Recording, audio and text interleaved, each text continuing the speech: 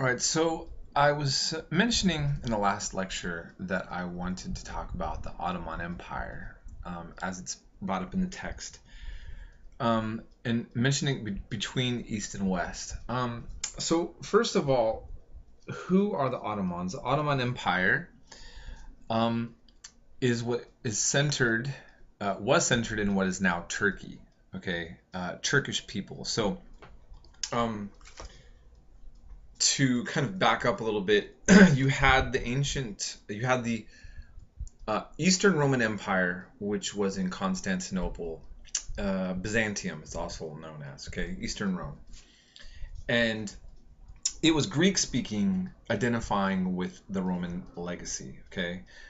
Um, that can be a little bit confusing, to say the least. But for instance, somebody who's Greek Orthodox Christian was always referred to by the Muslims as Rumi, as Roman. Okay, um, and they didn't call them Greek for the most part. The um, the Byzantine Empire was eventually conquered and taken over, and became Constantinople became Istanbul, and it became the center of Turks. Turks invaded um, the Byzantine Empire, and these people came originally from the steppes of Asia, okay, and so that's what happened there. And This ends up becoming kind of like the Soviet Union to the West in the Cold War. But in a certain sense, just like the Cold War, that seemed to people to be an oversimplified. Um, well, let me just backtrack for a second here. During the Cold War, when we had, let's say, the Western world versus the communist world, and specifically so Russia, and then to another extent China later on, you can't really get anything neutral in texts, even by great scholars, on, let's say, Mao or Fidel Castro. And in the communist world, it's the same thing. So in other words, there is this kind of propaganda campaign that was taking place to discredit each other or to overly celebrate. And so it is muddled in the middle of this kind of major conflict. You have this kind of similarity in which you had the Muslim world versus the Christian world. And the ideas about the Muslims were, of course, very negative. What I think that we should always bring out is that Christians actually, as we've just been learning, fought themselves more than Muslims, or we could certainly say just as much, and demonized each other just as much. And so it's kind of hard to see, for all the interpretations of the Ottoman people as being tyrannical and violent and barbaric.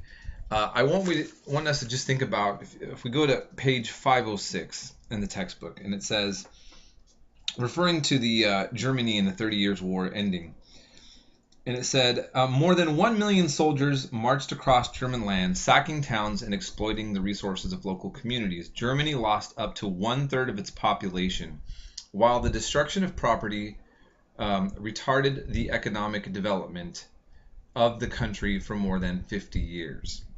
Okay, so that was the Christian Western world doing that to each other, right? And close to them was also this Islamic empire. But it's hard for me, at least, to say that to see where the Ottoman Empire is more barbaric or violent. Where are they putting religion into politics more than the West, at least at this point? I mean, I'll let you be the judge of that. So I just kind of want you to think about that, especially now, because we have this East versus West concept still. Okay, and I still think it's an oversimplification as well. But the Muslims the Ottoman Empire also had its distorted view of the West and Europe. Um, there's a great book on this if you're ever interested, called The Muslim Discovery of Europe by Bernard Lewis. I don't like a lot of his current work. Just me personally, I think that he's so pro-Western and so annoyed with certain politics that his view of current politics is not mine. That's all I'm saying. Okay, he has a right to his opinions. Um, but I think his scholarship, especially his early work, is really great. And this one, The Muslim Discovery of Europe by Bernard Lewis, does a great job of kind of showing you how the Ottoman Empire really viewed the West and interaction with them. And I think that when we read books like that and we study this and we see that, one, as the textbook mentioned, there was a lot of trade taking place between them, as much as they were, having all these tensions. And at times, I don't believe it's mentioned in this text, sometimes Protestant nobles were getting aid from the Ottoman Empire. And so this whole idea of East versus West is very, I think, oversimplified. And at the same time, Islamic conquests into Europe stops at Vienna. So it's, you have definitely, the Islamic world, like the Christian world, was trying to conquer the world, more territory, and bring their religion that way. That's what everybody in the world is doing at this time, for the most part. And Europe could have been Muslim, and they were aware of that presence. To this day now, Turkey is in an odd place. I remember meeting an Arab gentleman from Jordan, and he said, the Turks used to be the top of the Islamic world. Now they would rather be the lowest of the European. In other words, trying to get into the EU at the time, and so forth. And so later on in the 20th century, there's going to be a westernization campaign that takes place in Turkey, which I'm not going to go into details now. But all of this that we're seeing right here does end up still, as I keep pointing out to you, have ripple effects that reach right into modern times. Okay. So I just want to point that out. I also want to say this, that, and I might have mentioned this earlier, minorities of religions in the Islamic world, especially Jews, actually did better under Muslims. This is not a politically correct, liberal leftist professor talking. This is really, I think, firmly established. There's Mark Cohen has a book called Under the Crescent and Cross, where he compares life of Jews in the Christian world here in the West and under the Muslims. In the Ottoman Empire, Jews did far better. And even Bernard Lewis, who is a quite heavy critic of Arabs, I think unfairly in his modern political views, pointed out that, in fact, yes, Jews did better under the Muslim world in these time periods. Partly, I think it was because the Jews not having a state, they didn't represent a political threat. And so for merchants, for example, the Jews from European lands, where normally a Christian merchant would get a kind of higher taxed a rate on their sales, didn't get that from the Ottoman Empire, according to Bernard Lewis. And another thing interesting he pointed out in his documents, that while the word kafir in Arabic and in Islam, in the Quran, means unbeliever, which would mean anybody who doesn't believe in the revelations of Islam that we see in the Quran and the teachings of the Prophet Muhammad. Now,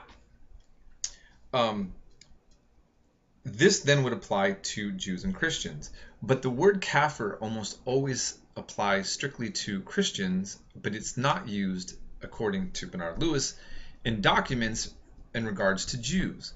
Maybe it's because Jews don't believe in the Trinity. It's hard to tell.